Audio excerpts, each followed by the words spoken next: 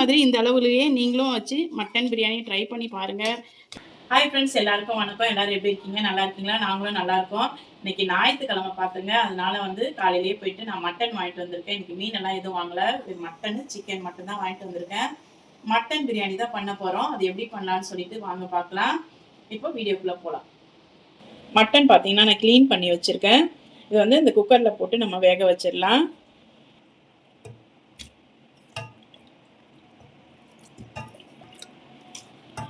Mutton clean பண்ணும் போது கொஞ்சம் மஞ்சத்தூள் போட்டு நான் க்ளீன் பண்ணியிருக்கேன் தண்ணியில் போட்டு. இருந்தாலும் கொஞ்சம் இப்போது மஞ்சத்தூள் சேர்த்துக்கலாம். சேர்த்துட்டு இந்த மட்டன் வேகிறதுக்கான தண்ணியும் சேர்த்துடலாம். இதுலேயே இது நல்லா தண்ணியில் நல்லா மிக்ஸ் பண்ணிவிட்டு மூடி போட்டு நல்லா வந்து ஒரு 4லேருந்து ஒரு 6 விசில் வந்து மட்டனை வேக வைக்கிறதுக்கு வச்சிடலாம். மட்டன் வந்து ஒரு 5லேருந்து 6 விசில் வரட்டும். அதுக்கப்புறம் பிரியாணி எப்படி செய்யலாம்னு சொல்லிட்டு பார்க்கலாம். மட்டன் பிரியாணி பண்ணுறதுக்கு நல்லெண்ணெய் வந்து சேர்த்துக்கலாம். எண்ணெய் சூடானோன்னு பிரிஞ்சி இலை, கரம் மசாலாலாம் சேர்த்துக்கலாம். வெங்காயம் வந்து நான் கட் பண்ணி வச்சுருக்கேன், சேர்த்துடலாம்.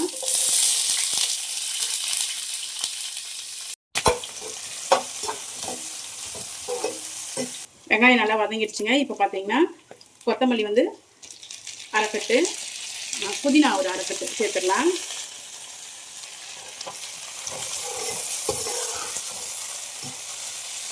புதினாலாம் நல்லா வதங்கிடுச்சுங்க. இப்போ தக்காளி வந்து கட் பண்ணி வச்சுருக்கேன், சேர்த்துடலாம்.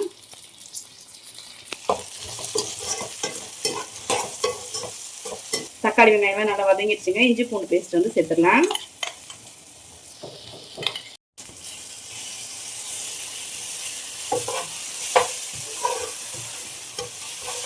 இஞ்சி பூண்டு பேஸ்ட் சேர்த்துட்டு ஒரு 5-6 பச்சை மிளகாய் சேர்த்துட்டேங்க. இப்போ வந்து பிரியாணி மசாலா வந்து இந்த பிரியாணிக்கு சேர்த்துக்கலாம். ஒரு 2 ஸ்பூன் வந்து பிரியாணி மசாலா, காஷ்மீரி மிளகா பொடி வந்து 1 ஸ்பூனு. இப்போ இந்த மசாலாலாம் சேர்த்துட்டு நல்லா ஒரு வாட்டி மிக்ஸ் பண்ணிடலாம். மட்டன் வந்து வெந்துருச்சு. மட்டன் வந்து எப்படி வெந்திருக்குன்னு பார்க்கலாம். நல்லா கரெக்டாக வந்து ஒரு 6 விசில் வச்சுருக்கேங்க. பாருங்கள், நல்லா வெந்துருச்சு மட்டன் வந்து. இப்போ வந்து மட்டனை வந்து இந்த மசாலா கூட சேர்த்துடலாம். இப்போ மட்டனை மசாலா சேர்த்துட்டு இது கூடவே வந்து நம்ம ஒரு 1/2 கப்பு அளவுக்கு தயிர் சேர்த்துக்கலாம். நான் வந்து கடை தயிர் தாங்க இன்றைக்கி சேர்த்துக்கிறேன்.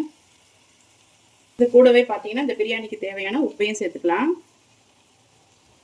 சேர்த்துட்டு இதை ஒரு வாட்டி நல்லா வந்து மிக்ஸ் பண்ணிடலாம்.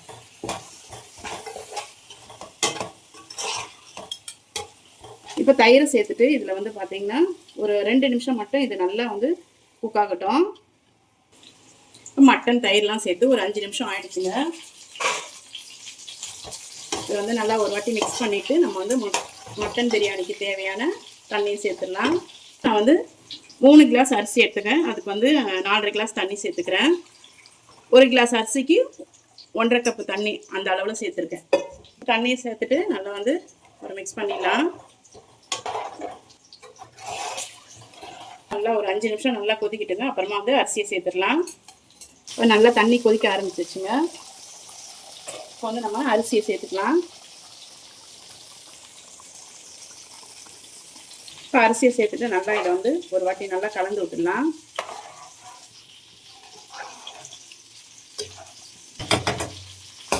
இப்போ கலந்து விட்டாச்சு. இது வந்து நல்லா ஒரு கொதிச்சு வரட்டும். அதுக்கப்புறம் பிரியாணி வந்து தம் போட்டுடலாம்.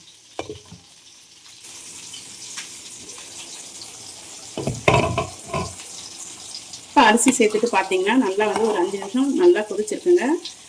அரிசியும் தண்ணி இந்த மாதிரி இந்த அளவுக்கு இருக்கும் போது நம்ம வந்து தம் போட்டுடலாம். அடுப்பு வந்து சிம்மில் போட்டுட்டு மூடி போட்டுடலாங்க. நல்லா இது ஒரு 10லேருந்து 12 நிமிஷம் இருக்கட்டும். அதுக்கப்புறம் மட்டன் பிரியாணி எப்படி வந்திருக்குன்னு சொல்லிட்டு பார்க்கலாம். மட்டன் பிரியாணி தம் போட்டோம், அது எப்படி வந்திருக்குன்னு சொல்லிட்டு பார்க்கலாம். பாருங்கள் நல்லா எப்படி இருக்குன்ட்டு பார்த்துடலாமா? பாருங்கள், நல்லா அட்டகாசமாக இருக்குது. நல்லா இருக்குல்ல? நல்லா வந்திருக்கு பிரியாணி. சூப்பராக இருக்குது. இதே மாதிரி இந்த அளவுலேயே நீங்களும் வச்சு மட்டன் பிரியாணி ட்ரை பண்ணி பாருங்கள். ட்ரை பண்ணி பார்த்துட்டு எப்படி வந்திருக்குன்னு கண்டிப்பாக கமெண்ட்டில் சொல்லுங்கள். இந்த வீடியோ பிடிச்சிருந்ததுன்னா லைக் பண்ணி சப்ஸ்கிரைப் பண்ணுங்கள். வீடியோ பார்த்ததுக்கு ரொம்பவே நன்றி. தேங்க்யூ.